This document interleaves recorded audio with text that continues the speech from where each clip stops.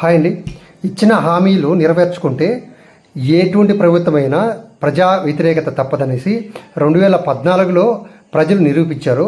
అలాగే 2019లో కూడా నిరూపించారు. 2014లో చంద్రబాబు నాయుడు గారు రకరకాల హామీలు ఇచ్చారు. అందులో డోక్రా రుణమాఫీ, రైతు రుణమాఫీ, నిరుద్యోగ భృతి అని చెప్పాడు.